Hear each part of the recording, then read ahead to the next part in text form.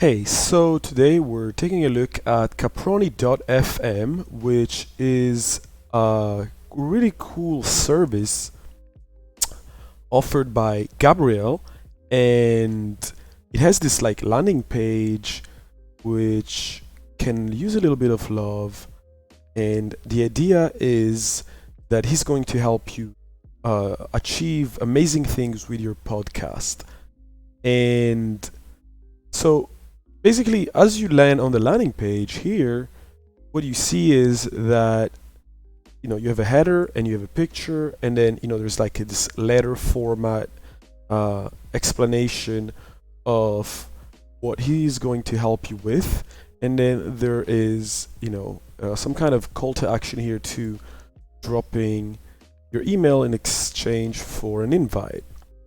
So what is wrong with this landing page, and why I think it doesn't convert as good as it should?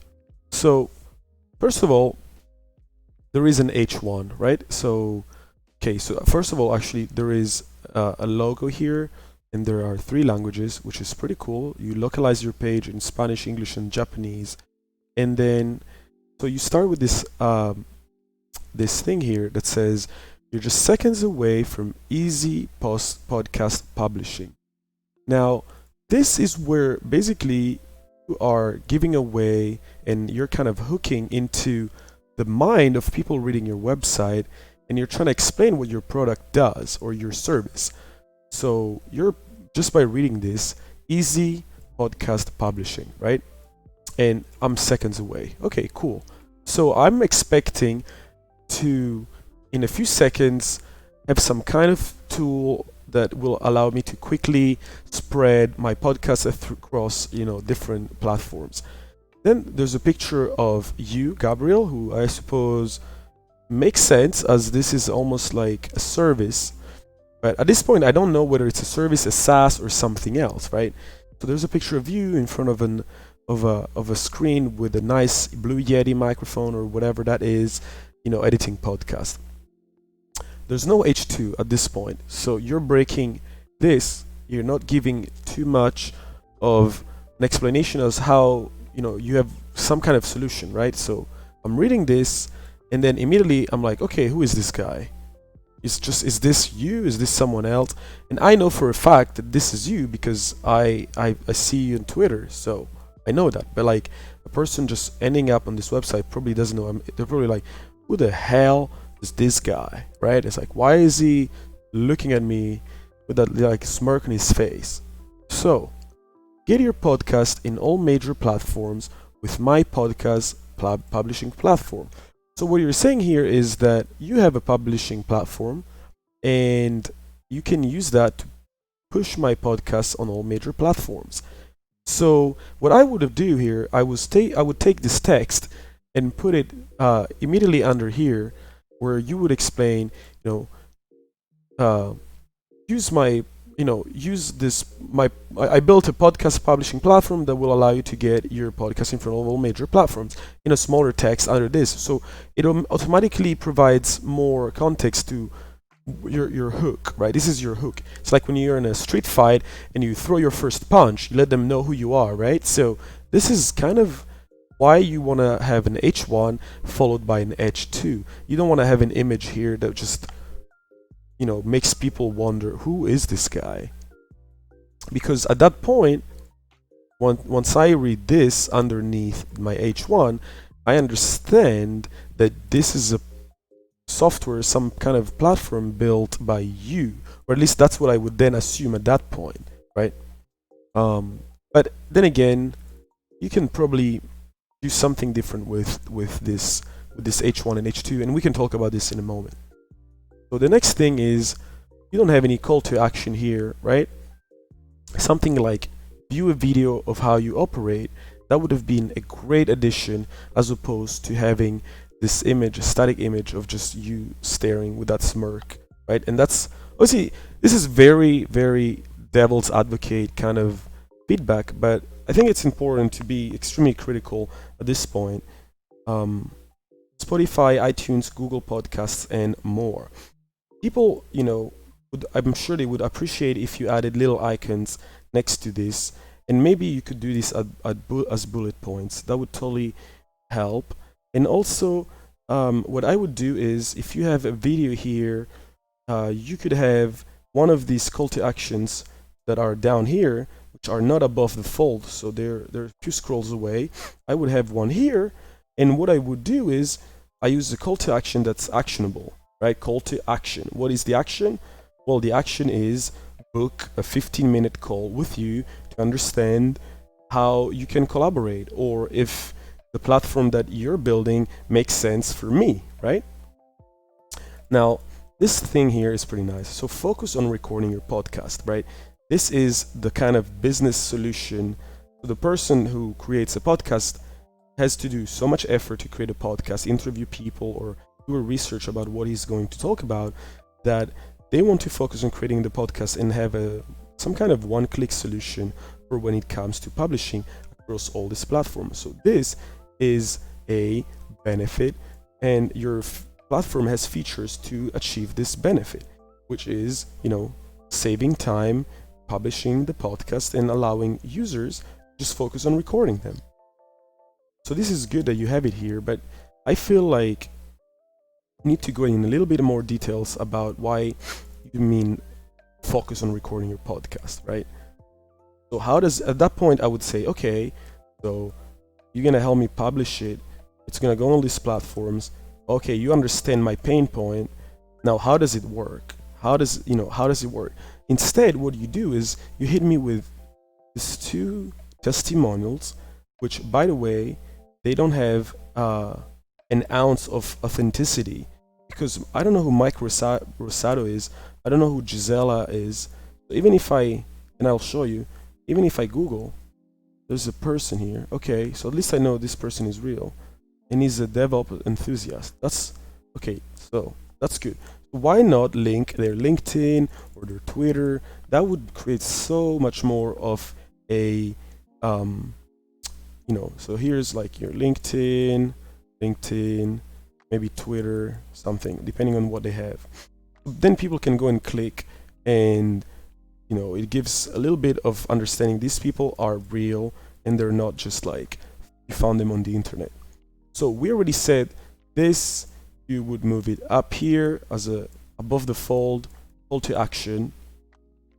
And you also want to add a little bit of context as to how you're gonna help people do this. Focusing on your podcast, saving them time. Don't waste time. This is great. You don't want to figure it out, but you also want to have something that allows you to stay in control, right? So from this focus on recording podcast, you can come up with 3, kind of value propositions that your solution provides, and or you could provide them with 3 pain points that are derived from this. So like focus on recording your podcast because, one, it could be that pushing podcasts to all the platform takes time. 2 is, you need to register and, set up your accounts everywhere. So that's even more time wasted. And 3, there's probably even more stuff which I am not aware of, but I'm sure you do know. So that being said, let's scroll a little bit more and let's have a look here. So here you have this part of text here that's super small compared to the rest of the website. So how about you emphasize this by adding a little bit more space?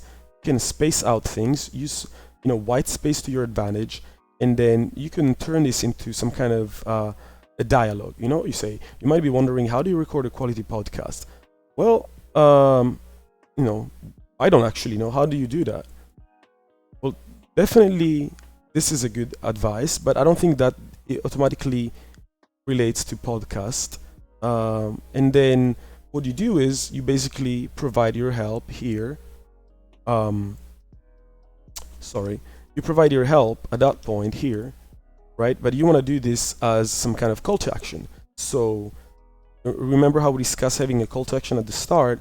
You want to move this somewhere at the bottom here and say, count on me to help you start. Let's book a 15-minute phone call and I will give you a lot of insights into how we can work together.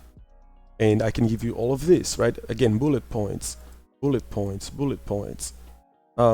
So what happens here, right? What happens here is that you basically have these features that you provide to your clients, publishing of their podcast, creating them a website or blog, giving them analytics, and also helping them with other things. Now, this is very, I would say, non-professional, but I think people will definitely appreciate that you want to help them with anything. But you should probably phrase this a little bit better. Now, who is using Caproni? So this is your testimonials, right? You have some testimonials here, you have some testimonial here, and you have those testimonials up here. So what I would do is, instead of having the testimonials up here, I would get these all together and I would have them here. So you have 1, 2, examples, 1 of 2 previews, and then also 2 human faces. So we discussed, using this text somewhere else. And then, well, this is purchasing my baby and it's still in early stages, so I want to learn more about people needs when it comes to podcasts. Again, you're repeating yourself. You could have this as a 1-sentence part of your call to action. Also, when you say get my invite, what do you mean? Invite to what? Are we just gonna have a chat? Yeah, so you see, it's not an invite.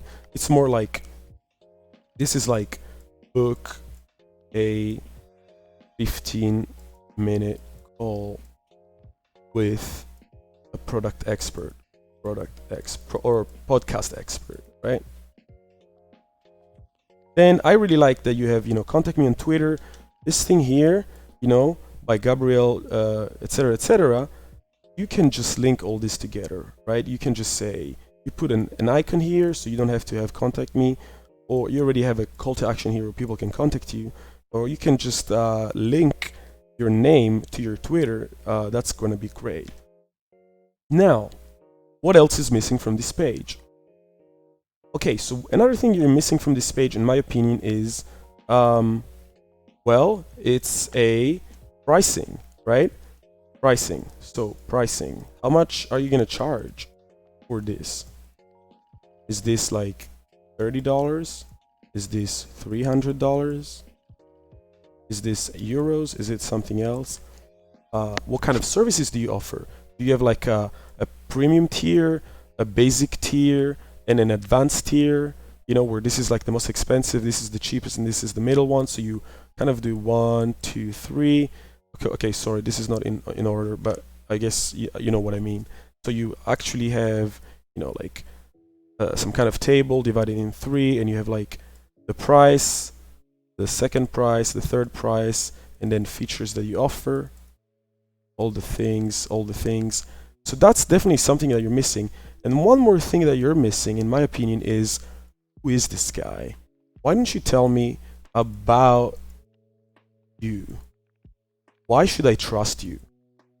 Who are you? Where do you come from? Do you have data that shows that I should trust this guy? I know this guy is cool. You have cool glasses now, and you have a cool hat, But the question is, who are you and why should I trust you? So, recap of everything we discussed. Use your H1 and H2 in a way that they help each other. Use a video sometimes to discuss about, in 30 seconds up to maximum a minute, 30 seconds better, what this is all about. You're going to say, I'm an expert because this, and this. I've worked in this for so many years, and I'm going to help you with publishing this, and that. So at least people hear your voice from the video. Then focus on the benefits and pain points. Expand on this. Show me that you are literally the expert and you totally understand where I come from. Use call to actions in the right position. Use people testimonials next to, all together. So you have a nice list of testimonials. Use bullet points. Show me how you're going to work and what you're going to give me. And then finally, just work on your about page, on your pricing, and all that kind of stuff. if you also have something that you could give away here, like an ebook or an article or something that shows that you're serious about this, that even makes it even more trustworthy. So hopefully this makes sense, and I hope you enjoyed this video. If you liked it, please consider subscribing to my YouTube. It really means a lot to me. Other than that, have a great rest of your day or afternoon or evening, and I will see you on Twitter.